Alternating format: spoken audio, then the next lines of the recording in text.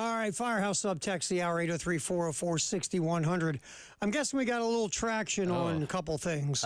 People are very, very passionate about the topic of which fan base they would either want to see win or not want to see win tonight. Give us more than one. Series. Go for it. Oh, yeah, we got a lot. Let's see. Nameless Texture just refers to this as a sinkhole game, or maybe just Charles Schwab Field gets engulfed by a sinkhole and nobody wins. I think that's fair. Monty says there's absolutely no way I could ever pull for a team whose fan base took the opportunity to heckle another team off what those A&M fans were bringing up there. A&M was a cult. He says Tennessee Volunteers because they've been in the SEC longer. Oh, interesting. I don't know if that's pro or against necessarily. Jeff says neither of them giant meteor for the title. Giant meteor. Ray says, if I have to choose, I'll choose A&M. Tennessee is arrogant and annoying. Boo. Oh, man. Lot of thoughts on this, but pretty split down the middle, I would say. That's pretty good. I love meteor. Giant meteor. If we did a Twitter poll with who do you want to see win, Tennessee, Texas A&M, or Meteor, you know what wins, right? You want me to do that? You should do that. Who do you want to see win? Which fan base? Because of the fan bases, which team do you want to see win? Tennessee. Who do you want to see win? Tennessee, Texas A&M, or Meteor? I'll have that up and I'll let you know the results. I guarantee you Meteor wins.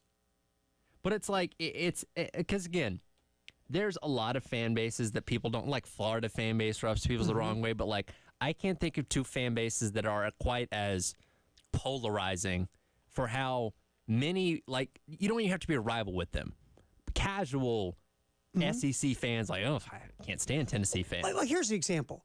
I mean, Alabama fans can be kooks, right? Alabama football fans. Sure. But they have a reason. They've got, like, hardware, multiple national championships, right? Right. Like, they can back it up. Yeah, they can be annoying, and you go like this, man, you're annoying, but you know what? Yeah, I can't argue with you. Can't argue with you. And that's the thing. It's like, there's a reason behind that. And you go, okay, I think I told you that story when I was doing a show for Sporting News Radio, and Alabama's when Alabama beat LSU. Right. In that awful, boring national championship game that put me to sleep. Game of the century, part 2. Yeah. Oh, God, I hope we don't put that in the time capsule. And we had a guy who always called, his name was McCoy, always called our show. And that was the year the Packers, won the Super Bowl and beat the Steelers. Right. And he called up and he goes, let me tell you something. Bama beat the Packers. And we started laughing, and he just stone quiet, and he goes... Because he believed it. He goes, Terry, I ain't joking. I'm serious. Bama could beat the Packers. You have watched both teams. Like, yeah, I have. How can you think Bama couldn't beat the Packers? And so, I mean, the funniest thing is the audience then started calling and go, hey, Terry, Bama could beat the Yankees. Sure, they could. Bama football. Different sport. Beat the Yankees. Different sport, but they can do it. It was so the 92 Dream Team. Bama could beat them. Bama could beat them. And it became a joke the whole show of people trying to get more and more over the top. But yeah, I mean, but then you go, but a Bama football fan, like you said, you go like this. You back it up with numbers of how you feel, and we might not agree with you, and you might be delusional. Right. But at least you've got a lot of championships on the wall, so we understand it. Right. A&M hasn't won anything since 1844.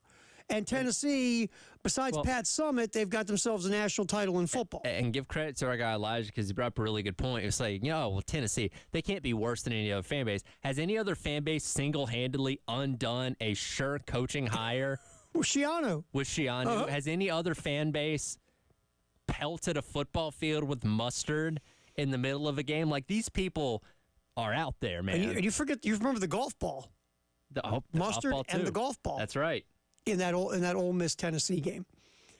So, yeah, I mean, that's the thing about these two fan bases. Is, look, every fan base has got a percentage of lunatics. Every fan base does. Sure.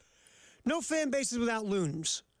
But it feels like these two fan bases, A, have a little bit extra percentage, and B, it's not like they have all the hardware to where you go like this. Okay, I get you guys. You're nuts, but I understand. You've won so much. This is just who you are. Because you have it.